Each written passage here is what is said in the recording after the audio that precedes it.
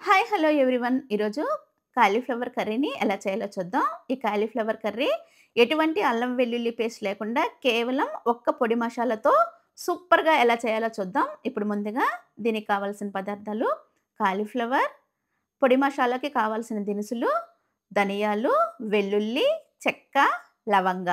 ఇప్పుడు ముందుగా టొమాటోల్ని, పచ్చిమిర్చిని, ఉల్లిపాయని, కాలీఫ్లవర్‌ని వీడియోలో చూపించే విధంగా కట్ చేసుకొని ఉంచుకోవాలి. ఇప్పుడు ముందుగా కాలీఫ్లవర్‌ని ఒక గిన్నెలో తీసుకొని, తగినంత వాటర్ తీసుకోవాలి. ఇప్పుడు తగినంత వాటర్ వేసిన తర్వాత, కొద్దిగా ఉప్పును కూడా వేసుకోవాలి. ఇప్పుడు ఈ ఉప్పు, వాటర్, కాలీఫ్లవర్ ముక్కలన్నిటికి కలిసే విధంగా ఒకసారి కలుపుకొని, మంటని మీడియం ఫ్లేమ్‌లో ఉంచుకొని, ఒక 2 మినిట్స్ వరకు ఉడకనివ్వాలి. ఇలా ఉడికించుకోవడం వల్ల దీంట్లో ఏమన్నా ఉన్నా క్లియర్ అయిపోతుంది. ఇప్పుడు అదే విధంగా ఒక మందపాటి బాండీలో తగినంత ఆయిల్ వేసుకోవాలి. ఈ ఆయిల్ కొద్దిగా హీట్ అయిన తర్వాత కట్ చేసి ఉంచుకున్న ఉల్లిపాయని, పచ్చిమిర్చిని వేసుకోవాలి. ఇప్పుడు ఈ ఉల్లిపాయ, పచ్చిమిర్చి ఒకసారి గెరిటతో కలుపుకోవాలి. ఇప్పుడు ఉల్లిపాయ, పచ్చిమిర్చి ఎర్రగా వేగింది కాబట్టి కట్ చేసి ఉంచుకున్న టొమాటోలను కూడా వేసుకోవచ్చు. ఇప్పుడు తగినంత పసుపు, తగినంత ఉప్పును కూడా వేసుకోవాలి.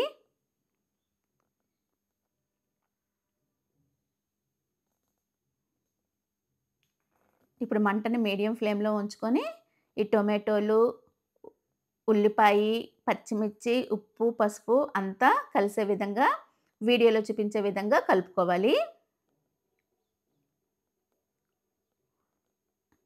ఇప్పుడు ఒక 2 మినిట్స్ వరకు మూత పెట్టి, ఈ టొమాటోలనన్నిటిని ఒక 2 మినిట్స్ వరకు మగ్గనివ్వాలి.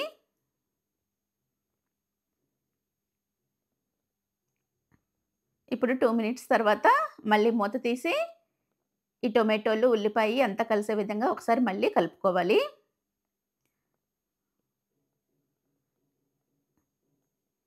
ఈ టొమాటోలంతా బాగా మెత్తగా మగ్గిన తర్వాత, ఆల్రెడీ ఉడికించుకున్న కాలీఫ్లవర్ ముక్కల్ని వేసుకోవాలి. ఇది బాగా మెత్తగా ఉడికిపోయింది. ఇప్పుడు ఆల్రెడీ ఉడికించుకున్న కాలీఫ్లవర్ ముక్కల్ని వేసుకోవాలి.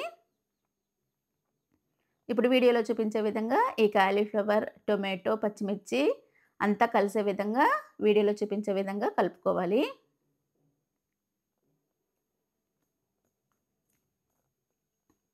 ఇప్పుడు ఈ కాలీఫ్లవర్ ఆల్రెడీ ఉడికించుకున్నాం కాబట్టి ముక్క ఉడికిపోయింది. కాబట్టి తగినంత కారాన్ని కూడా వేసుకోవచ్చు.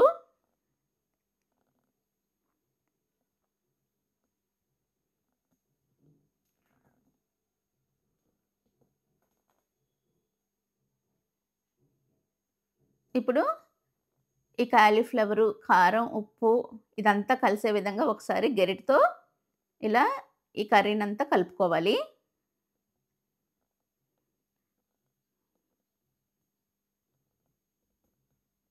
ఇప్పుడు మంటని మీడియం ఫ్లేమ్‌లో ఉంచి ఒక 2-3 మినిట్స్ వరకు ఉడకనివ్వాలి.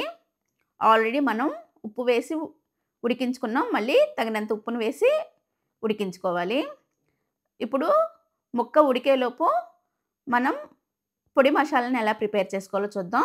ఇప్పుడు ముందుగా ధనియాలని వేయించుకున్నాము. ఈ ధనియాలు, చెక్క, లవంగ మొత్తం మెత్తగా దంచుకోవాలి. ఇది బాగా మెత్తగా మెదిగిన తర్వాత చివర్లో వెల్లుల్లిని కూడా వేసుకోవాలి.